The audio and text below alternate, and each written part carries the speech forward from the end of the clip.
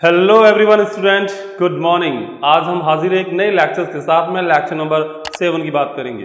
इससे पहले वाला जो लेक्चर है उसके अंदर हमने देखा था इलेक्ट्रिक फील्ड यानी कि विद्युत क्षेत्र के बारे में देखा। विद्युत क्षेत्र की वजह से उसके अक्ष पर जो विद्युत क्षेत्र होता है उसकी वैल्यू कितनी होती है उसके बारे में हमने देखा। अभी तक यदि आपने उस वीडियो को नहीं देखा है, डिस्क्रिप्शन बॉक्स के अंदर उस लिंक को दिया गया है, वहां से जाकर के आप इलेक्ट्रिक फील्ड एक्सिस पे कितना होता है वो आप देख सकते हैं।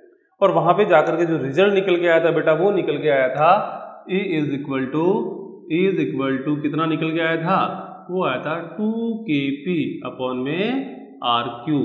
ये रिजल्ट निकल के आया था एक्सिस पे कि कोई भी आपको इलेक्ट्रिक डाइपोल दिया गया है यानी कि विद्युत द्विध्रुव दिया गया है बेटा, तो उसकी वजह से जो विद्युत क्षेत्र निकल के आता है वो इतना निकल के आता है, E is equal to 2kp upon में r3। ठीक है। और उसकी हमने डायरेक्शन को भी देखा। डायरेक्शन क्या आती है कि कोई भी इलेक्ट्रिक डाइपोल हो, जैसे इलेक्ट्रिक डाइपोल का मतलब विद्युत द्विध्रुव हो, यहाँ पे आपको चार्ज माइनस क्यू है, यहाँ पे चार्ज प्लस क्यू है। तो यहाँ पर हमने जब एक्सिस पे निकाला था इस पॉइंट पे जो इलेक्ट्रिक फील्ड निकल के आया था बेटा, वो निकल के आया था ये वाली वैल्यू, ये निकल के आती है। और डायरेक्शन कौन सी होती है, ये वाली पी की डायरेक्शन भी ये होती है। यानी कि एक पॉइंट आपको वहां पे ध्यान में रखना है, याद रखना है कि किसी भी इलेक्ट्रिक डाइपोल की वजह से जो बेटा इलेक्ट्रिक फील्ड निकल के आएगा उसके अक्ष पर जो इलेक्ट्रिक फील्ड निकल के आएगा वो आएगा 2kp अपॉन में r3। और उसकी जो डायरेक्शन होती है वो डायरेक्शन विद्युत जो द्विध्रुव आघूर्ण होता है, इलेक्ट्रिक डाइपोल मोमेंट होता है, उसके अलोंग मिलती है। क्योंकि यहाँ पे पूछा जाए माइनस क्यू है, ये प्लस क्यू है, आपको पूछा जाए कि इसका जो विद्युत द्विध्रुव आघूर्ण है उसकी डायरेक्शन क्या है, तो आप बोलोगे ये वाली डायरेक्शन। और विद्युत क्षेत्र की भी डायरेक्शन जो निकल के आई थी वो ये वाली निकल के आएगी। ठीक है ना। तो ये हमारे को पढ़ चुके हैं उसके अंदर। तो ठीक है बच्चों, कॉपी और पेन लेकर के तैयार हो जाइए, लेक्चर स्टार्ट करते हैं। मैं मंगल सुधार आप सभी का बहुत बहुत स्वागत करता हूं अपने प्यारे से यूट्यूब चैनल मेंटोर मंगल पे। ठीक है, चलिए स्टार्ट करते हैं। आज का जो हमारा जो पॉइंट है वो है, आज का जो हमारा पॉइंट है वो बेटा पॉइंट कौन सा है कि हमारे को निकालना है इलेक्ट्रिक डाइपोल, मतलब आपको निकालना है विद्युत क्षेत्र निरक्ष पर निकालना है। निरक्ष पर कि कोई भी एक विद्युत द्विध्रुव दिया गया है उसके निरक्ष पर विद्युत क्षेत्र कितना होगा, निरक्ष पर विद्युत क्षेत्र कितना होगा ये आपको निकालना है। ठीक है, निरक्ष पर विद्युत क्षेत्र, निरक्ष पे जो विद्युत क्षेत्र होगा, पहले तो देखो आप इसका डायग्राम बना दो। यहाँ पे माइनस क्यू, यहाँ पे बना दो प्लस क्यू। ठीक है। और ये वाली जो डिस्टेंस होती है, ये डिस्टेंस कितनी होती है इनके बीच की, 2a होती है। ठीक है।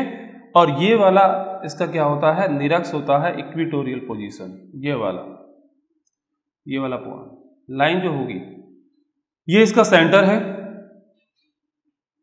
आपको एक बिंदु P दिया गया है, इसके सेंटर से r डिस्टेंस पे, कितना डिस्टेंस पे दिया गया है, एक पॉइंट P r डिस्टेंस पे दिया गया बेटा। ठीक है ना, r डिस्टेंस पे एक पॉइंट P दिया गया है। यहाँ पे आपको एक पॉइंट P दिया गया है, यहाँ पे निकालना है विद्युत क्षेत्र इस इलेक्ट्रिक डाइपोल की वजह से, विद्युत द्विध्रुव की वजह से।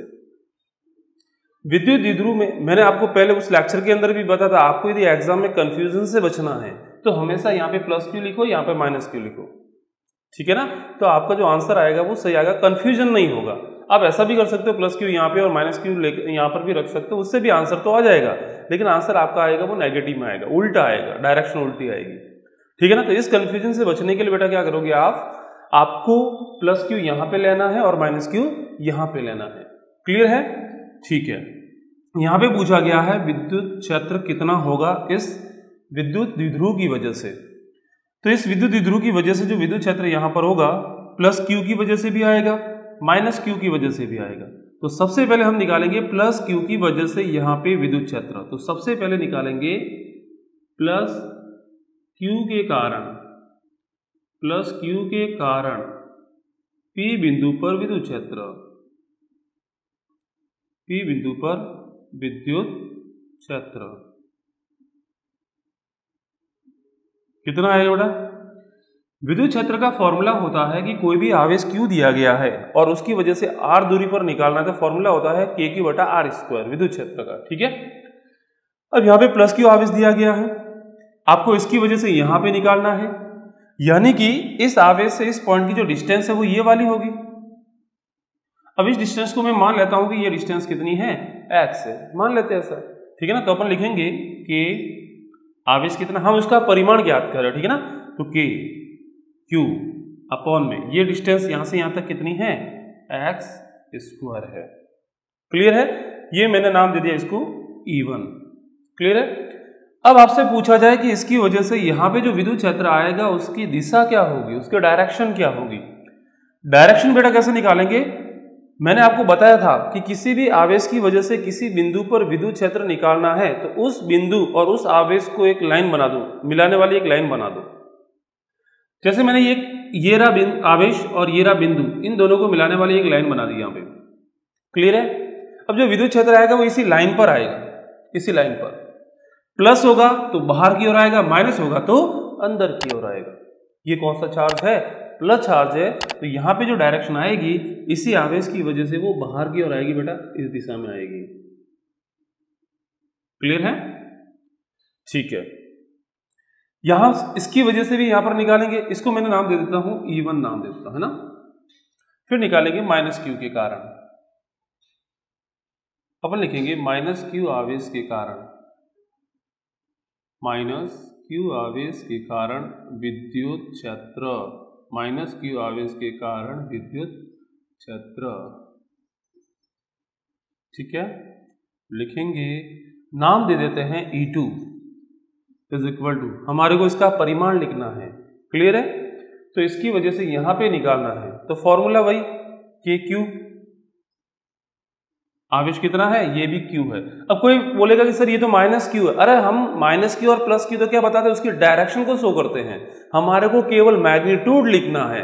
क्लियर है ना, तो मैग्नीट्यूड यानी कि परिमाण की बात कर रहे हैं, इसका भी परिमाण Q है तो इसका भी परिमाण कितना है, Q है। प्लस और माइनस तो उसकी डायरेक्शन बताएंगे।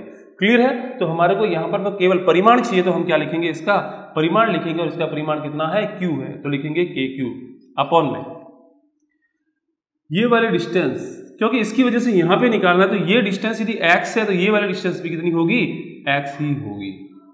क्लियर है, ये डिस्टेंस भी कितनी होगी बेटा, x ही होगी। तो यहां पे लिखेंगे KQ अपॉन में x स्क्वायर। क्लियर है। अब बात आती है कि सर इसकी वजह से यहाँ पे जो विद्युत क्षेत्र आएगा उसकी डायरेक्शन कौन सी होगी। डायरेक्शन देखो, डायरेक्शन बताने का सिंपल सा तरीका मैंने आपको बता रखा, अभी मैंने जस्ट बताया आपको, है ना। माइनस Q है, यहाँ पे निकालना है, इन दोनों को मिला दो, एक लाइन मैंने बना दी, इस लाइन के अनुदिश से आएगी, यदि प्लस होता ये तो डायरेक्शन बाहर की ओर आती, ये है माइनस तो डायरेक्शन कैसे आएगी, अंदर की ओर आएगी।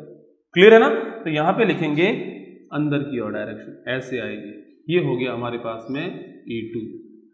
क्लियर है, यानी कि हमारे पास में E1 और E2 दो विद्युत क्षेत्र निकल के आ चुके हैं इस पॉइंट P पर। इसकी वजह से आएगा E1, इसकी वजह से आएगा E2, जिनकी वैल्यू क्या है, KQ अपॉन में x स्क्वायर, और E2 की वैल्यू भी क्या आएगी, KQ अपॉन में x स्क्वायर। अब आपको निकालना है इस पॉइंट पर रिजल्ट कितना होगा।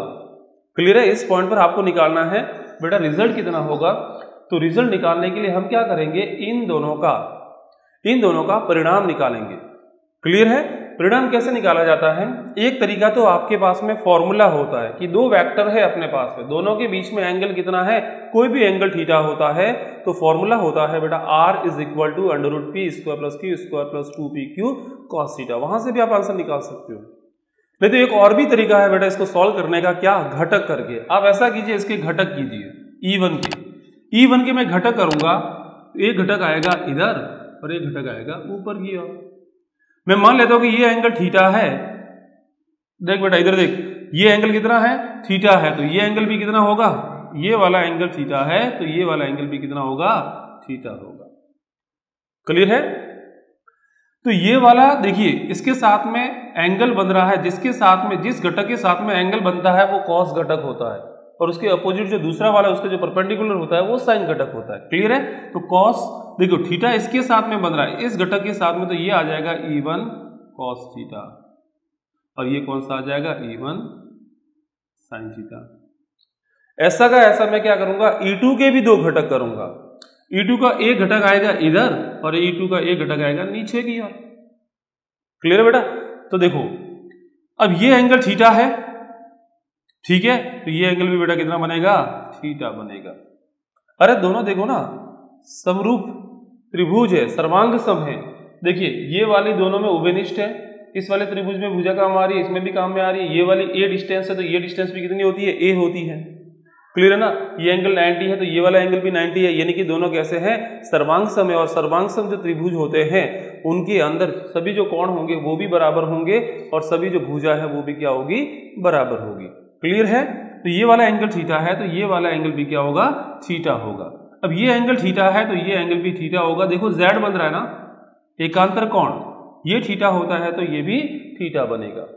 क्लियर है, इसके मैंने दो घटक कर दिए E2 के। E2 का एक घटक आएगा इधर E2 cos थीटा, एक आएगा E2 sin थीटा। अब E1 और E2 को मैंने दो भागों में ब्रेक कर दिया। अब यहां पर न तो E1 है और न ही E2 है। पहले हमारे पास में दो वेक्टर थे E1 और E2, लेकिन मैंने E1 और E2 को दो भागों में ब्रेक कर दिया है। इसको भी दो भागों में डिवाइड किया, इसको भी दो भागों में डिवाइड किया, एक ये वाला एक ये वाला, यानी कि हमारे पास में टोटल अब की बार कितने वेक्टर है सदिश, 4 है। क्लियर है, एक तो ये वाला, एक ये वाला और दो इधर है। अब E1 E2 को भूल जाइए, अब हम इसके कंपोनेंट की बात करते हैं क्योंकि उसको तो हमने ब्रेक कर दिया है ना। तो यहां पर देखिए E1 sin थीटा और E2 sin थीटा दोनों एक दूसरे को कैंसिल कर देंगे। क्या करेंगे, कैंसिल कर देंगे। ठीक है, क्यों कैंसिल करेंगे, देखो E1 की वैल्यू और E2 की वैल्यू दोनों सेम है, लेकिन दोनों की जो डायरेक्शन है एक ऊपर है और एक नीचे है, दोनों एक दूसरे को निरस्त कर देंगे। हमारे पास में केवल जो बचेंगे वो ये वाले दो कंपोनेंट बचेंगे।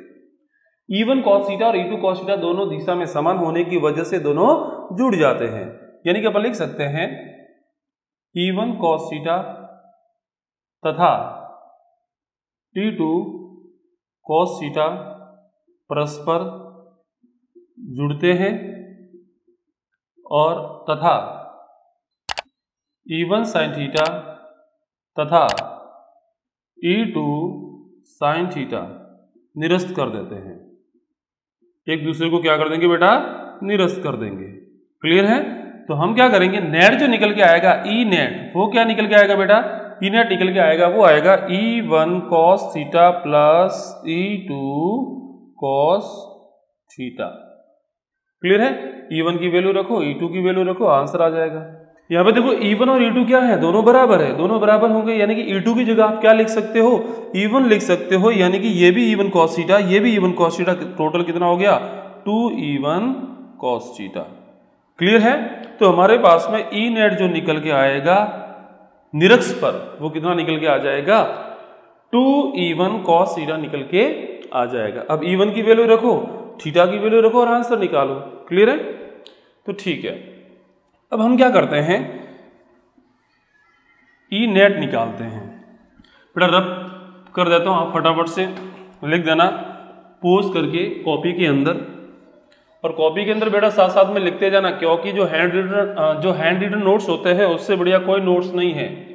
आप जब भी तैयारी करोगे, जो आपको अपने खुद के जो बने हुए नोट्स से जो समझ में आता है, बाकी नोट्स से कभी भी इतना समझ में नहीं आने वाला है, और वो एक लॉन्ग टाइम तक आपकी मेमोरी में भी सेव रहता है।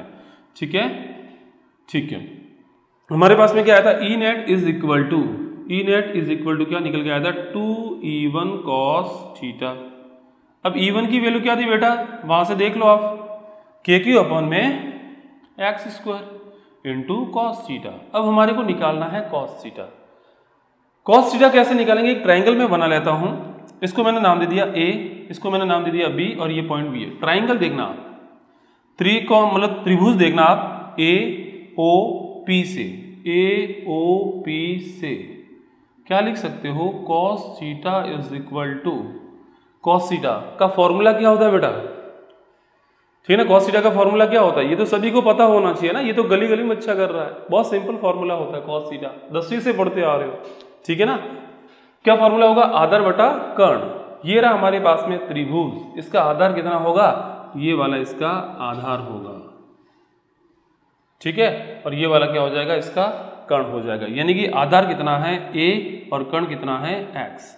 अब आपको x की वैल्यू भी बेटा निकालनी पड़ेगी, ठीक है ना। x की वैल्यू कैसे निकालेंगे भाई, इसी त्रिभुज के अंदर देखिए, ये क्या है कर्ण, ये क्या है आधार, और ये क्या है लंब, यानी कि मैं लिख सकता हूं x square is equal to, क्या लिख सकता हूं, x square is equal to A square plus R square लिख सकता हूं।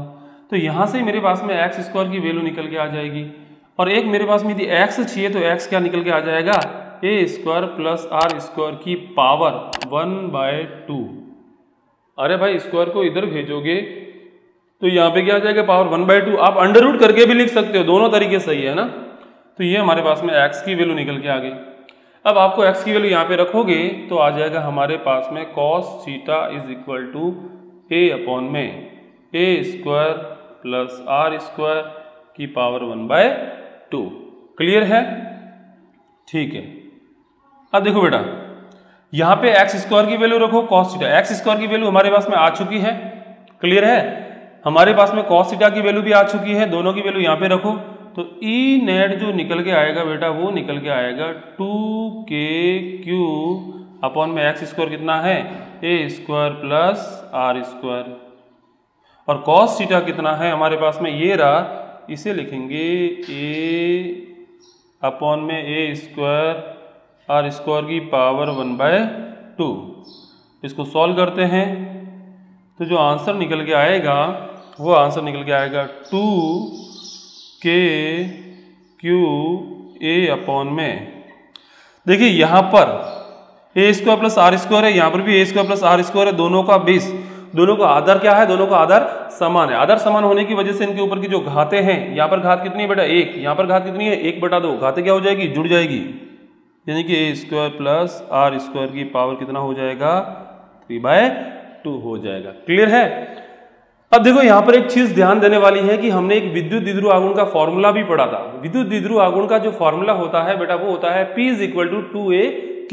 ये रहा 2, ये रहा A और ये रहा Q, यानी कि इसकी जगह यदि मैं K को यहाँ से देखो, इस तीनों की जगह मैं क्या लिख सकता हूँ, P लिख सकता हूँ, यानी कि मेरे पास में जो आंसर निकल के आएगा वो आएगा KP अपॉन में A square plus R square की पावर 3/2। ये आंसर बेटा मेरे पास में निकल के आ जाएगा। क्या आंसर निकल के आ गया, KP अपॉन में A square plus R square की पावर 3/2।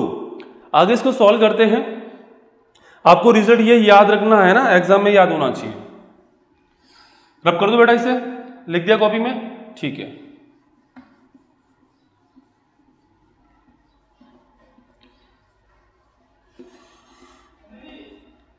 अगला जो हमारा टॉपिक देखिए, आगे जो हमने लिखा है इसको ई नेट करके लिखा है। ई नेट इज इक्वल टू हमारे पास में जो निकल के आया वो आया KP अपॉन में A square plus R square की पावर 3/2 निकल के आया। क्लियर है? मैं यही फॉर्मूला मेरे को अप्लाई करना है कि आर की वैल्यू बहुत ज्यादा हो, ए के कंपैरिजन में आर की वैल्यू बहुत ज्यादा है, तो क्या लिख सकते हैं कि A R is very very greater than A हो, तो फिर क्या लिखेंगे इसे, हो तो इससे क्या लिखेंगे, ई नेट इज इक्वल टू, देखिए मैं कह रहा हूं कि ये बहुत ज्यादा है और ये बहुत कम है, बहुत बड़ी है, इसका स्क्वायर करोगे वो तो और बढ़िया, मतलब बहुत ज्यादा हो जाएगा, ठीक है ना। तो ये छोटी सी वैल्यू, इतनी सी वैल्यू है, इसको इसके अंदर जोड़ोगे कोई फर्क पड़ेगा क्या इक्वेशन पे, नहीं पड़ने वाला है ना। यानी कि इसको यहाँ पे जोड़ो या मत जोड़ो कोई फर्क नहीं पड़ने वाला है, ये आर स्क्वायर ही रहने वाला है। यानी कि यहाँ पर लिखेंगे अपन आर स्क्वायर ही लिखेंगे, तो यहाँ से लिखेंगे KP आर स्क्वायर की पावर 3/2, 2 से 2 कैंसिल हो गया, तो हमारे पास में निकल के आ जाएगा E net is equal to KP upon में RQ। ये हमारे पास में आंसर निकल के आ चुका है, KP अपॉन में RQ। अक्ष पे आप याद करो फॉर्मूला क्या बेटा निकल गया है, 2KP अपॉन में R³ निकल गया है, और यहाँ पे क्या निकल के आया, KP अपॉन में R³ निकल के आया। यानी कि यहाँ पे जो विद्युत क्षेत्र निकल के आएगा वो अक्ष पर आने वाले विद्युत क्षेत्र का आधा निकल के आएगा, यदि अपन डिस्टेंस को सेम रखते हैं तो। क्लियर है? और डायरेक्शन की बात करें तो यहाँ पे जो डायरेक्शन हमने देखा था, डाइपोल मूवमेंट जब हमने बनाया था, हमने यहाँ पे जो विद्युत द्विध्रुव बनाया था -Q लिया था, यहाँ पे +Q लिया था, और यहाँ पर हमने जब पॉइंट लिया था P, तो यहाँ पे जो द्विध्रुव, यहाँ पे जो विद्युत क्षेत्र निकल के आया था उसकी जो नेट डायरेक्शन निकल के आई थी वो ये आई थी, क्योंकि हमने जो कंपोनेंट किए थे ना E1 cos थीटा और E2 cos थीटा, दोनों को जोड़ेंगे तो जो नेट रिजल्ट आएगा वो भी तो इसी डायरेक्शन में निकल के आएगा ना। यानी कि रिजल्ट ये है, और डायरेक्शन पूछा जाए बेटा आपको तो आप डायरेक्शन क्या बताओगे, डायरेक्शन क्या बोलोगे कि ये वाली डायरेक्शन होगी, और आपको पूछा जाए कि विद्युत जो द्विध्रुव होता है, आघूर्ण होता है, उसकी डायरेक्शन कौन सी होती है, उसकी डायरेक्शन ये होती है। लेकिन आपने जो यहाँ पे रिजल्ट निकाला उसकी डायरेक्शन ये वाली आ रही है, यानी कि यहाँ पे लिख सकते हो यदि दिशा की बात की जाए, यदि आपको डायरेक्शन की बात की जाए तो आप ऐसा भी लिख सकते हो, यहाँ पे दिशा की बात करें तो लिख सकते हैं विद्युत द्विध्रुव आघूर्ण के विपरीत दिशा में, विद्युत द्विध्रुव आघूर्ण के विपरीत दिशा में, जबकि अक्ष पर क्या आ रहा था, समान दिशा में। ठीक है, ये इसकी डायरेक्शन होगी। तो ये आपको अच्छे से समझ में आ गया होगा और बहुत ही सिंपल है। अगला बच्चा जो हम देखने वाले हैं कि यदि चलो ठीक है, हमने अक्ष पे भी देख लिया कि अक्ष पे जो निकल के आया था, ये अक्ष पर जो निकल के आता है वो निकल के आता है 2kp/r³। निरक्ष पर हमने देखा ये जो पॉइंट था वो कहाँ था, निरक्ष पर, वो क्या निकल के आया, kp/r³। डायरेक्शन की बात करें p की समान दिशा में, p की समान दिशा में, और यहाँ पे जो निकल के आया वो p की विपरीत दिशा में। क्लियर है, p की विपरीत दिशा में ये निकल के आया था। अब आपको पूछा जाए कि बेटा चलो ऐसा आपके एग्जाम के अंदर क्वेश्चन आ गया कि न तो मतलब अक्ष दिया हुआ है, न निरक्ष दे रखा है, किसी एंगल पे पूछ लिया कि theta is equal to 60 degree पे बताइए, theta is equal to 70 degree पे, आंसर बताइए क्या आएगा। न तो अक्ष पर पॉइंट है न निरक्ष पर, उनके बीच में कई पॉइंट दिया गया है, तो फिर क्या आंसर आएगा, इसको समझते हैं ना। ठीक है, रब कर दो इसे, मिटा दे इसे। ठीक है,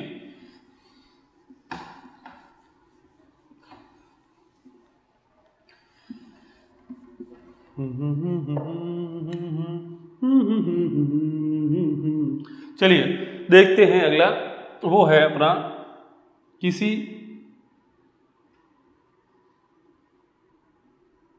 थीटा कोण तथा r दूरी पर उपस्थित बिंदु पर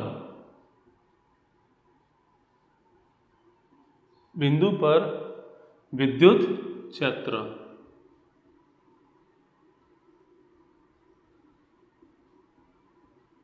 आपको विद्युत क्षेत्र निकालना है, किसी को ऐसा बिंदु दिया गया है जो थीटा कोण पे है तथा r दूरी पर है। बेटा ये जो r दूरी होती है वो सेंटर से दे रखी होती है, और थीटा जो कोण दिया जाएगा आपको वो उसके द्विध्रुव आघूर्ण के साथ में दिया जाएगा। कैसे, देखो यहां पे दिया हुआ है -q, यहां पे दिया हुआ है +q, ये वाली आपका ये डिस्टेंस होगी 2a। ठीक है, ये तो हो गया इसी लाइन पर, यदि कहीं पे पॉइंट दिया गया तो अक्ष हो गया, इस लाइन पे दिया गया है तो क्या हो गया, निरक्ष हो गया। लेकिन आपको जो पॉइंट दिया गया है वो दिया गया है थीटा कोण पर, थीटा यानी कि 60 डिग्री दे दिया। अब वो एंगल आपको द्विध्रुव आघूर्ण जो होता है उसके साथ में दिया जाएगा, और द्विध्रुव आघूर्ण कैसे होता है, इस डायरेक्शन में होता है, -q से +q की ओर, यानी कि द्विध्रुव आघूर्ण की डायरेक्शन, ये इसका सेंटर है, द्विध्रुव आघूर्ण की डायरेक्शन कौन सी होगी, ये, तो इसके साथ में एंगल दिया जाएगा आपको। जैसे ये वाला एंगल दे दिया theta is equal to 60 degree, आपको यही लेना है। एग्जाम के अंदर आपसे मिस्टेक कहाँ होती है, आप क्या कर लेते हो, कभी कभार ऐसा कर लेते हो ना, ऐसे कर लेते हो थीटा, ये गलत है, ऐसा नहीं करना आपको। एंगल जो थीटा है वो आपको इसके साथ में लेना है। ठीक है, तो हम क्या करेंगे, एंगल जो लेंगे वो ऐसे लेंगे। तो इस कंफ्यूजन से बचना है आपको, तो हमेशा प्लस की इधर बनाओ, माइनस की इधर बनाओ। ठीक है, ये मैंने ले लिया कोई थीटा कोण पे एक पॉइंट पी है। अब एग्जामिनर आपको फंसा भी सकता है एग्जाम के अंदर, कैसे, वो ऐसे देगा कि +q यहाँ पर है, -q यहाँ पर है, बताइए थीटा कोण पे विद्युत द्विध्रुव आपको निकालना है। तो बेटा आप क्या कर लेते हो, ऐसे कर लेते हो, थीटा कोण यहाँ पे मान लेते हो। अरे थीटा किसके साथ में लेना है, द्विध्रुव आघूर्ण के साथ में लेना है, p के साथ में, p की डायरेक्शन तो कौन सी है, ये है। तो अब की बार आपको जो थीटा लेना पड़ेगा वो आपको इधर से लेना पड़ेगा। क्लियर है ना, तो ये कंफ्यूजन से बचना है, तो सीधा सीधा याद रखो कि +q के साथ में ही आपको लेना है, उधर से ही थीटा लेना है, ये ध्यान रखना। चलिए स्टार्ट करते हैं इसको, है ना।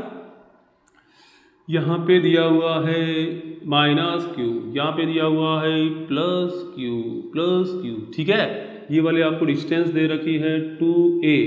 क्लियर है, यहाँ पे आपको सेंटर दिया हुआ है, सेंटर दिया हुआ है o, सेंटर क्या दे रखा है o। आपको एक पॉइंट दिया हुआ है p, यहाँ से थीटा कोण पे यहाँ पर आपको ये बिंदु p है, और ये वाला एंगल आपको थीटा दिया गया है और इस पॉइंट पर आपको निकालना है विद्युत क्षेत्र। अब यार समझ में नहीं आया कैसे अक्ष पे निकाल रहे थे, निरक्ष पे निकाल दिया, अब कैसे निकालेंगे? तो देखो उन्हीं पॉइंटों को दोनों को काम में लेंगे, अक्ष और निरक्ष वाले को, ठीक है, और फिर इस डेरिवेशन को करेंगे अपन। देखिए ये क्या है हमारे पास में, इसका जो विद्युत द्विध्रुव आघूर्ण होगा उसका जो P होगा उसकी डायरेक्शन कौन सी होगी? ये वाली होगी। द्विध्रुव आघूर्ण की जो डायरेक्शन होगी P वो यही होगी ना, यानी कि यहाँ पे जो P है वो इस डायरेक्शन में है, ये P है। मैं क्या करता हूं, इसको घटकों में तोड़ देता हूं, इसके कंपोनेंट कर देता हूं। इसी के मैंने कंपोनेंट किए P के, है ना। P के मैं दो कंपोनेंट करता हूं, एक तो कंपोनेंट आ जाएगा इधर और एक कंपोनेंट आ जाएगा इधर। क्लियर है? अब हमारे पास में जो P था वो इधर था, मैंने क्या किया, इसी विद्युत द्विध्रुव को दो भागों में तोड़ दिया, ठीक है। इसका विद्युत द्विध्रुव आघूर्ण P इस डायरेक्शन में है, तो इसको मैं दो भागों में तोड़ूंगा तो एक कंपोनेंट इधर मिलेगा, एक कंपोनेंट इधर मिलेगा। क्लियर? तो मैं जब इसके घटक करूंगा, देखिए इसके साथ में कोण बन रहा है, तो ये कौन सा घटक आएगा? P cos थीटा आएगा, और ये कौन सा घटक आएगा? P sin थीटा आएगा। क्लियर है? यानी कि मेरे पास में, अब इसको भूल जाओ, आपको इसको अब याद रखना ही नहीं है, अब इसको आपको याद नहीं रखना है। क्लियर है? ठीक है, अब इसको याद मत रखो क्योंकि उसी को तो मैंने दो भागों में तोड़ दिया। यानी कि मेरे पास में एक आ रहा है P cos थीटा इस डायरेक्शन में आ रहा है, P sin थीटा इस डायरेक्शन में आ रहा है, ये द्विध्रुव आघूर्ण निकल के आएगा। ये भी P cos थीटा भी क्या है? कोई ना कोई एक विद्युत द्विध्रुव आघूर्ण है, और विद्युत द्विध्रुव आघूर्ण जो होता है उसकी डायरेक्शन कैसे होती है? -q से +q की ओर। यानी कि यहां पर भी मैं एक डाइपोल बना सकता हूं, एक मैंने यहां पर ये डाइपोल बना दिया, ये डाइपोल बना दिया, और इस डाइपोल की एक विद्युत द्विध्रुव आघूर्ण जो आ रहा है P cos थीटा वो इस डायरेक्शन में आ रहा है। ऐसा का ऐसा इसका भी मैं डाइपोल बना सकता हूं, एक द्विध्रुव बना सकता हूं। ये मैंने इसका द्विध्रुव बना दिया जिसका विद्युत द्विध्रुव आघूर्ण क्या निकल के आ रहा है? P sin थीटा आ रहा है, वो इस डायरेक्शन में निकल के आ रहा है। क्लियर है? यानी कि हमारे पास में दो एक्स्ट्रा, हमने क्या किया, उसी द्विध्रुव को दो भागों में तोड़ दिया, एक द्विध्रुव ये हो गया, एक द्विध्रुव ये हो गया। इस द्विध्रुव का द्विध्रुव आघूर्ण इस दिशा में निकल के आ रहा है, इसका द्विध्रुव आघूर्ण है वो इस दिशा में निकल के आ रहा है। क्लियर है? यानी कि हमारे पास में दो द्विध्रुव हो चुके हैं। क्लियर है? ठीक है, अब हम स्टार्ट करते हैं। इस द्विध्रुव को मैं नाम दे देता हूं, ये मान लिया कोई विद्युत द्विध्रुव है AB और ये विद्युत द्विध्रुव है CD। क्लियर है? हम लिखेंगे सबसे पहले ये वाला जो विद्युत द्विध्रुव है इसका द्विध्रुव आघूर्ण कितना? P cos theta. अब इसकी वजह से भी तो यहाँ पे विद्युत क्षेत्र निकल के आएगा, और ये क्या है? विद्युत द्विध्रुव। इस विद्युत द्विध्रुव के इसके अक्ष पर बिंदु दिया हुआ है, तो अपन लिखेंगे जो विद्युत द्विध्रुव है CD द्विध्रुव के कारण इसके अक्ष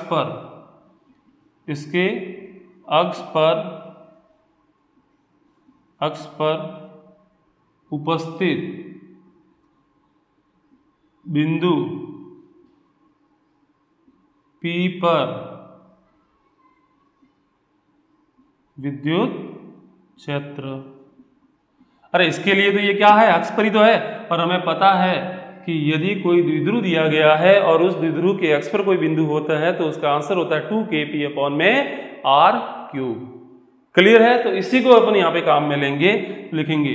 इसकी वजह से यहाँ पे निकालना अक्ष पर क्या आएगा? 2kP। P क्या होता है? उस द्विध्रुव का द्विध्रुव आघूर्ण, और इसका द्विध्रुव आघूर्ण कितना है? P cos थीटा है, तो यहाँ पे लिखेंगे P cos थीटा अपॉन में डिस्टेंस, ये इसका सेंटर है, यहां से ये डिस्टेंस कितनी है? ये आपको दे रखी है कितनी? R दी हुई है। ये वाली डिस्टेंस कितनी है? R है, तो यहाँ पे लिखेंगे अपॉन में R³। क्लियर है? डायरेक्शन क्या निकल के आएगी इसकी वजह से? यहाँ पे जो विद्युत द्विध्रुव आएगा, मतलब विद्युत क्षेत्र आएगा, उसकी डायरेक्शन E1 की ये निकल के आ जाएगी। क्लियर है? ऐसा का ऐसा बेटा क्या करेंगे हम? अरे एक और भी तो दिया गया है द्विध्रुव, इसकी वजह से भी यहां पर आएगा, और ये जो द्विध्रुव है इसके लिए ये वाली लाइन क्या है? निरक्ष है, और निरक्ष पे जो विद्युत क्षेत्र होता है तो अपन लिखेंगे AB द्विध्रुव के कारण इसके निरक्ष पर उपस्थित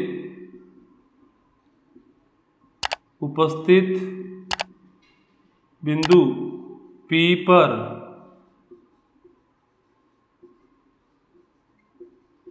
विद्युत क्षेत्र क्या निकल के आएगा, नाम दे देता हूं E2। अरे निरक्ष पे जो विद्युत क्षेत्र होता है वो कितना होता है, KP अपॉन आर क्यूब। तो लिखेंगे KP अपॉन में आर क्यूब। अरे इसके लिए भी डिस्टेंस तो ये कितनी है, आर ही होगी, बट निरक्ष पर होगी। हाँ, P की जगह क्या लिखेंगे, इसका द्विध्रुव आघूर्ण, यानी कि इसकी वजह से यहाँ पे निकाल रहे हो, इसका द्विध्रुव आघूर्ण कितना है, P sin थीटा। तो यहाँ पे लिख देंगे P sin थीटा। ये आ गया हमारे पास में E2। और हमें पता है कि निरक्ष पर कोई भी विद्युत क्षेत्र आएगा, यहाँ पर इसकी वजह से यहाँ पर आएगा, उसकी जो डायरेक्शन होती है वो द्विध्रुव आघूर्ण के विपरीत दिशा में होती है, जबकि अक्ष पर जो होती है वो समान दिशा में होती है P के, क्योंकि P की डायरेक्शन ये, विद्युत क्षेत्र E1 भी इधर आएगा, लेकिन इसकी वजह से P की डायरेक्शन ये, तो विद्युत क्षेत्र जो आएगा वो इधर आएगा E2। क्लियर है, P पॉइंट पर, यानी कि हमारे पास में आ गया E1 आ गया और E2 आ गया। क्लियर है। अब हमारे को निकालना है, दोनों का रिजल्ट निकालना है कि दोनों का रिजल्ट क्या निकल के आएगा। अरे भाई E1 और E2 दोनों क्या होंगे, परपेंडिकुलर होंगे। कैसे परपेंडिकुलर होंगे, देखो P की डायरेक्शन में E1, इसकी डायरेक्शन में, इसकी विपरीत दिशा में ये है, इन दोनों के बीच में एंगल 90 है, तो ये वाला एंगल भी कितना होगा 90, तो ये वाला एंगल भी कितना होगा बेटा 90 होगा। क्लियर है, यानी कि हमारे पास में E1 दिया हुआ है, E2 दिया हुआ, देखो ये रहा E1 और ये रहा E2, दोनों का रिजल्ट हमने निकाल दिया। अब हमारे को निकालना है कि दोनों का जो रिजल्ट निकल के आएगा वो कहीं ना कहीं इन दोनों के बीच में आएगा, यहां पर आएगा, कहीं ना कहीं रिजल्ट निकल के यहां पर निकल के आएगा E, इन दोनों का नेट रिजल्ट। क्लियर है, वो हमारे को निकालना है, कितना आएगा। अरे भाई, जब कोई भी दो सदिश है, दोनों के बीच में कोण 90 डिग्री होता है, तो इन दोनों का जो रिजल्ट होता है वो क्या होता है, formula R is equal to P square plus Q square plus 2p की कॉस थीटा। थीटा कितना है 90 डिग्री, तो फॉर्मूला होता है E net is equal to, वो निकल के आएगा P square plus Q square, इसको मान लो P, इसे मान लो Q, तो E1 का स्क्वायर और E2 का स्क्वायर, इसे सॉल्व कर लेते हैं। E1 की वैल्यू कितनी है, यहाँ पे रखो 2kp cos थीटा अपॉन में आर क्यूब, इसका भी क्या करना है, स्क्वायर करना है, इसका भी स्क्वायर, E2 का भी स्क्वायर करेंगे, तो लिखेंगे kp sin थीटा अपॉन में आर क्यूब, इसका करना है स्क्वायर। क्लियर है, आगे सॉल्व करते हैं। बेटा लिख दिया क्या, ये रब कर दो इसे, ठीक है।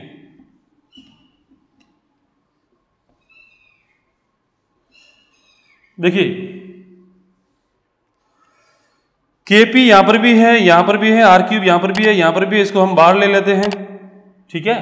तो यहां से आएगा E is equal to E net KP, आप इसको पूरा ही बाहर ले लो, क्योंकि देखो आप जब बाहर लोगे तो यहाँ पे स्क्वायर है, स्क्वायर के ऊपर क्या है अंडर रूट है, अंडर रूट हटेगा, स्क्वायर से अंडर रूट क्या हो जाएगा, हट जाएगा, तो बाहर जब आप लोगे तो आएगा KP अपॉन में आर क्यूब, अंदर क्या बचेगा, अंदर बचेगा 2, यहाँ पे बचेगा cos स्क्वायर थीटा, तो यहाँ पे लिखेंगे 2 यानी कि 4 cos स्क्वायर थीटा।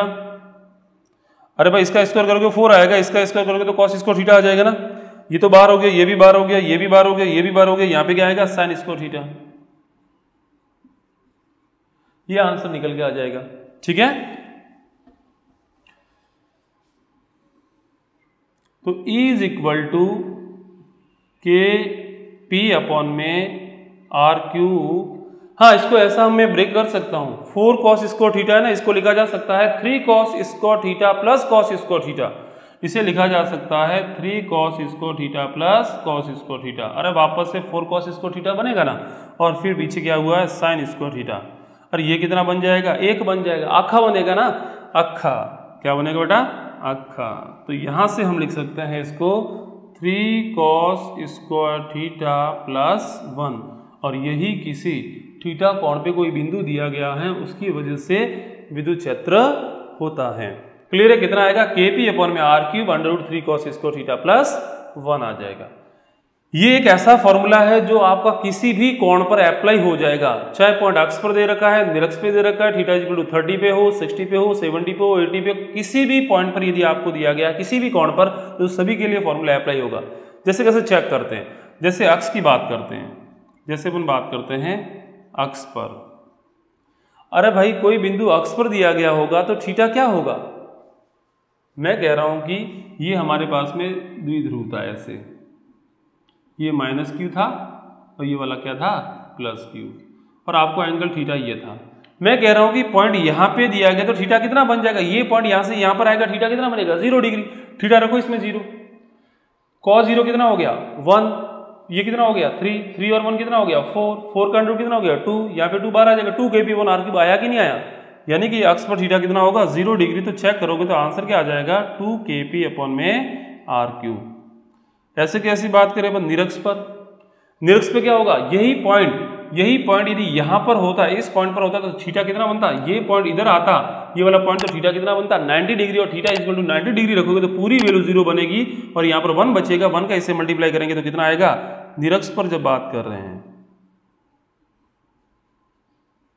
निरक्ष पे थीटा कितना होता है 90 डिग्री। 90 रखोगे तो आंसर क्या निकल के आएगा? ये हो गया अक्ष पर और ये हो गया निरक्ष पर। कितना आएगा? kp/r³। क्लियर है? तो ये था अक्ष और निरक्ष पे विद्युत क्षेत्र या तथा किसी कोण थीटा पर। अब हमारे को चेक करना है कि ये वाला जो विद्युत क्षेत्र, परिणामी जो विद्युत क्षेत्र आएगा उसकी डायरेक्शन क्या होगी। मैं मान लेता हूं कि इसके साथ में ये जो एंगल है वो कितना है? अल्फा है। कितना है? एंगल अल्फा है। आप एंगल अल्फा निकाल दो, ठीक है ना बेटा? इसे रब कर दो क्या? अरे मिटा दो, इसे लिख दिया ना कॉपी में, ठीक है।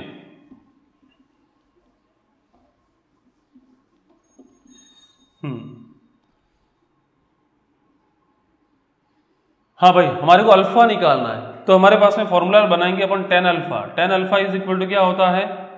लंब बटा आधार। लंब पे कौन सा होगा? E2, आधार पे कौन सा होगा? E1। तो फॉर्मूला बनेगा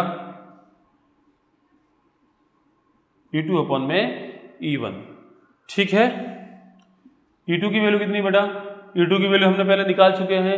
E2 की जो वैल्यू निकल के आई थी वो बेटा क्या निकल के आई थी बताना एक बार। E2 की जो वैल्यू निकल के आती है वो आती है, वो वैल्यू जो निकल के आई थी, देखो E2 इसकी वजह से था ना यहाँ पर, तो वो कितना था kp/r³। और हमारे को निकालना था इसकी वजह से जो निकल के आएगा E1 की जो वैल्यू निकल के आएगी बेटा वो निकल के आ जाएगी 2 kp, ठीक है ना। ये क्या था? इसके अक्ष पर था, यानी कि 2 kp cos θ में नीचे आ जाएगा r³, ठीक है। तो यहां से kp से kp कैंसिल हो जाएगा, r³ से r³ कैंसिल हो जाएगा, sin θ बटा cos θ क्या हो जाएगा? tan θ, यानी कि हमारे पास में आएगा tan alpha is equal to 1/2 tan θ। ये हमारे पास में आंसर निकल के आ जाएगा। आप यहां से अल्फा की वैल्यू निकाल सकते हो, क्लियर है। तो वो इसके साथ में आ जाएगा। आपको पूछा जाएगा इस द्विध्रुव, ये जो विद्युत द्विध्रुव आघूर्ण है इसके साथ में कितना, ये एंगल कितना थीटा, यानी कि यहाँ पर ये एंगल भी कितना बनेगा थीटा। तो इसके साथ में एंगल पूछा जाए कि इसके साथ में ये पूरा एंगल कितना बनेगा, तो थीटा प्लस अल्फा। पूरा कोण पूछा जाए, अपन को पूछा जाए कि भाई विद्युत द्विध्रुव के साथ में कितना एंगल बनेगा, विद्युत द्विध्रुव के साथ,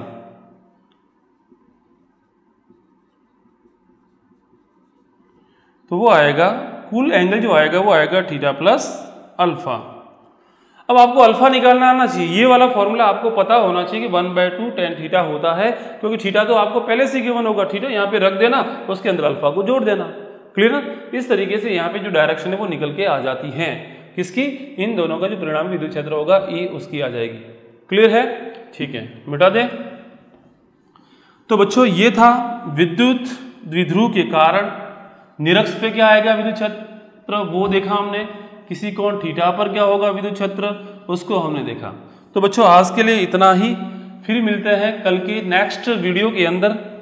तब तक के लिए आपको धन्यवाद। यदि आपने वीडियो को अभी तक सब्सक्राइब नहीं किया है तो आप वीडियो को सब्सक्राइब करोगे, लाइक करोगे और शेयर करोगे। हो सकता है कि आपके एक शेयर करने से कुछ एक ऐसे जो लड़के होते हैं जिनको नीड है ऐसे वीडियो की, जो मतलब कोचिंग को एफर्ट नहीं कर सकते, हो सकता है उनका फायदा हो, ठीक है ना। तो उनका फायदा होगा तो आपका भी फायदा होगा, उसकी आपको दुआएं मिलेगी। इसलिए मैं कह रहा हूं कि जितना ज़्यादा से ज़्यादा हो इस वीडियो को शेयर कीजिए। Thank you.